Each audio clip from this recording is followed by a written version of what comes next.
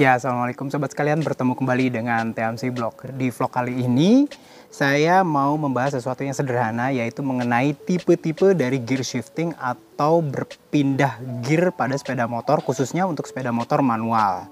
Seperti kita ketahui, sekarang itu ada bermacam-macam jenis dari model gear shifting atau perpindahan gear di sepeda motor manual. Yang pertama, mungkin kita udah kenal yang namanya gear shifting untuk sepeda motor tipe underbone atau cup atau motor bebek gitu ya. Dimana umumnya mereka biasanya menggunakan model rotary. Dimana tuh kalau rotary itu sistemnya itu gear, misalkan ini gigi netralnya nih ya, gigi netral, lalu kita masuk ke gigi satunya itu nggak pakai kopling ya pasti, karena mereka menggunakan semi automatic gear clutch. Langsung aja pencet 1 gitu ya, untuk 2 masuk lagi 2, terus 3 masuk lagi ke bawah lagi, tekan lagi ke bawah 3, lalu untuk keempat tekan lagi ke 4. Dan yang menariknya di gear shifting di sistem rotarinya dalam motor bebek itu kita masuk ke gigi netralnya itu dari 4 itu tekan lagi 1 ke bawah, masuk ke netral lagi. Jadi dari 4 bisa langsung ke netral. Dan itu yang menariknya dari gear shifting dari sepeda motor tipe bebek atau underbone.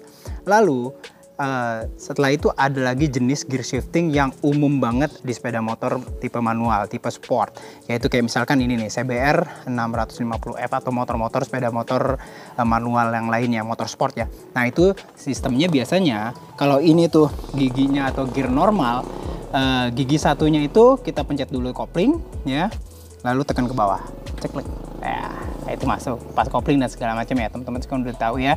Lalu kalau kita mau masuk gear shifting ke gigi 2 ya, selain dia tekan kopling, dia langsung kita tekan atau kita congkel ya. Kalau untuk yang ini tuh, kalau motor sport tipe sport fairing tuh biasanya nggak ada tekan menggunakan tumit belakang ya, tapi dia langsung congkel ya, 2 gitu ya. Lalu untuk masuk ke gear shifting 3 itu tekan lagi congkel ke atas. Lalu untuk turun gigi ya, itu dia menggunakan model dari misalkan 3 gitu ya, tekan kopling dulu, turun dari 3 ke 2, tidak bisa dari 3 ke 1 karena harus melalui 2 dulu gitu ya. Dan untuk menuju ke 1 dari 3 ke 2 ke netral dulu, dan biasanya netral itu bisa dilewatin dan masuk ke 1. Tadi udah 3 ya. Kalau untuk keempat sama kopling, tekan naik ke atas, 5 naik ke atas lagi, 6 naik ke atas lagi. Nah ini dua gear shifting 6, dan di atas 6 nggak ada netral. Untuk pindah ke netral dari 6 kita mesti turun dulu ke 5, 4, 3, 2. Nah di bawah 2 itu ada netral, bisa pindah kalau pelan-pelan gitu ya, atau pindah dulu ke 1 lalu masuk ke netral, dicongkel dikit tek gitu. Nah kayak gitu. Nah dalam perkembangannya gear shifting manual yang tipe ini itu menjadi basis dari apa yang namanya GP shift generasi awal. GP shift generasi awal atau shifting balap generasi awal itu modelnya adalah membalik dari gear shifting normal dari motorsport normal. Jadi kayak tadi ya, untuk gear shifting normal itu pertama itu tekan ke bawah dari netral, lalu kedua itu atas terus sampai 6, 2, 3, 4, 5, 6. Namun kebalikannya untuk GP shift atau gear shifting balap generasi awal itu gear shiftingnya itu nggak ditekan ke bawah dari netral, tapi langsung naik ke atas, tek 1 gitu ya.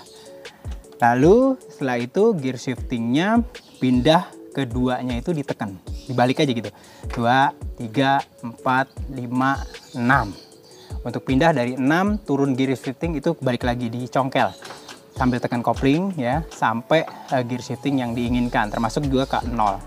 Tapi kalau dari 0 ke 1, dari 1 ya, satunya paling atas, untuk pindah ke netral harus ditekan. Nah jadi seperti itu teman-teman sekalian untuk gear shifting GP shift generasi awal. Nah ada lagi perkembangannya di atas tahun 2010, GP shift yang bisa dibilang ini merupakan jenis gear shifting yang jauh lebih modern lagi, yaitu dari gigi atau dari gigi netral atau gear netral itu gear shifting satunya nggak dicongkel ke atas tapi tekan ke bawah.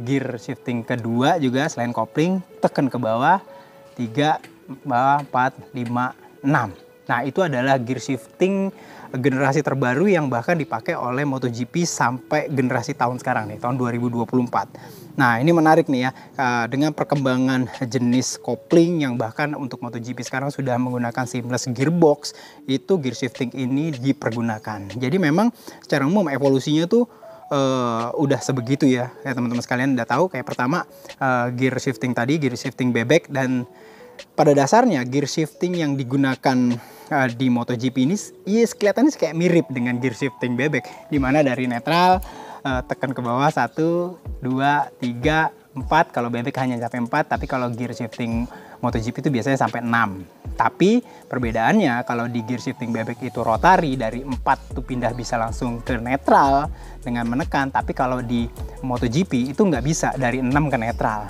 Bahkan di MotoGP zaman sekarang untuk netralnya sendiri itu nggak bisa digunakan menggunakan ini pedal tuas bagian gear shifting di sebelah kiri, tapi mereka biasanya ada yang menggunakan tombol. Jadi kalau mau netral itu pencet tombol di arah mana gitu, taruh di mana terserah, mau di kiri di kanan senyamannya dari pembalap. Dia ditekan kayak gitu lalu pindah ke netral.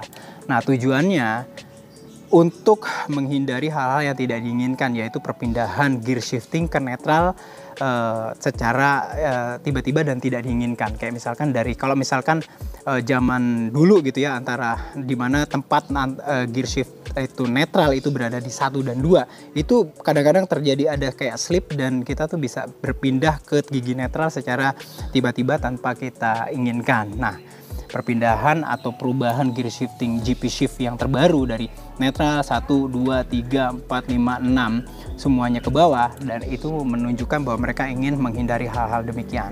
Nah, pertanyaan berikutnya, kenapa sekarang gear shifting dari mulai generasi awal dari GP shift itu pindah ya dari model congkel untuk naikin gear shifting menjadi tekan ke bawah sekarang?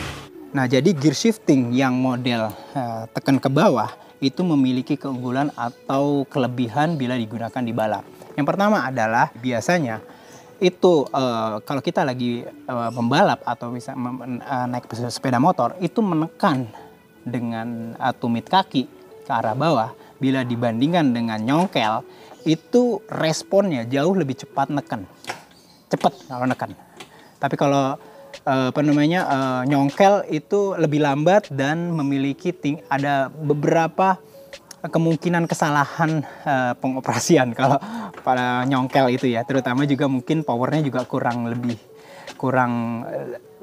besar bila dibandingkan dengan neken kayak gitu. Itu yang pertama. Yang kedua adalah keunggulan atau kelebihan pada saat bermanuver. Seperti kita ketahui, motor balap itu kalau miring itu bisa sampai 50 derajat, sampai 60 derajat. Nah, ketika misalkan dia miring ke kanan gitu ya, miring ke kanan, terus habis itu dia mau meninggalkan tikungan, itu biasanya kan dia harus naikin gigi kan.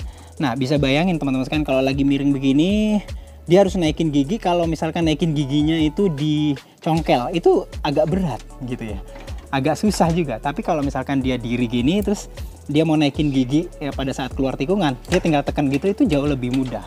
Begitu juga pada saat dia melakukan lean ke sebelah atau miring atau menikung rebah ke sebelah kiri. Nah, pada saat ke sebelah kiri, terus pada saat dia meninggalkan tikungan, itu biasanya mereka juga melakukan gear shifting ke arah gear yang lebih tinggi karena untuk melakukan akselerasi. Nah, kalau misalkan dia lagi miring gini ya teman-teman sekalian, bisa bayangin miring ke sebelah kiri dan posisinya dia harus naikin gigi menggunakan nyongkel ke atas, posisi sepatunya atau bootnya itu akan berada di bawah dari tuas, dan ini riskan banget karena jaraknya tuh dengan aspal pasti kalau lagi miring gini tuh deket banget. Nah, jauh lebih mudah lagi kalau pembalap melakukan gear shifting itu menggunakan menekan ke bawah dari tuas gear shifting, itu akan jauh lebih mudah. Nah, jadi seperti itu teman-teman sekalian. Dan satu lagi nih, pada saat kita melakukan pengereman menjelang misalkan ya, kayak misalkan di Mugello gitu ya, kan panjang banget gitu ya, terus mereka nurunin gigi dari 6 ya, dari 6 ke 1 atau ke 2 gitu ya. Bisa bayangin dari 350 km per jam pindah ke di bawah 100 km per jam. Itu kan benar-benar hard brake, dan mereka sekalian nurunin gigi untuk menghadirkan ya apa yang namanya engine brake. Nah, kalau misalkan posisinya nih begini ya teman-teman sekalian, karena inersia biasanya pada saat pengereman itu kan diri begitu loh teman-teman sekalian. Nah pada saat diri begini, kalau mereka mau mesti nurunin giginya juga dengan nekan, ini kayak ada sesuatu yang bertolak belakang. Dia ininya naik karena inersia dari motor, kelembaban motor, tapi dia harus turun gigi dengan cara turunin ini, apa namanya, dengan cara menekan. Ini agak sedikit berkebalikan. Tapi kalau misalkan dia lagi melakukan hard brake gitu ya, di Mugello, di ujung Mugello, sambil pasti diri begini, tapi dia harus nurunin gigi dengan cara nyongkel ke atas. Itu selaras ya. Bisa bayangin, selaras ya. Nah, inilah yang mungkin beberapa hal yang bisa dijadikan pemikiran kenapa gear shifting yang berbeda seperti sekarang dipakai di MotoGP, di WSBK, itu yang dipakai pada saat balap zaman ini. Nah, jadi itu aja mungkin yang bisa saya sampaikan di vlog kali ini. Mudah-mudahan bisa bermanfaat. Sampai bertemu di vlog